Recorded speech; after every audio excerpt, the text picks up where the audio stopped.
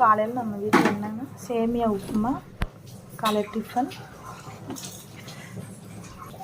லஞ்சுக்கு வந்து சுட சுட சாப்பாடு ரெடி ஆயிடுச்சு. சுட சுட சாப்பாடு ரெடி ஆயிடுச்சு லஞ்சுக்கு. கொஞ்சம் பருப்பு சாம்பார்,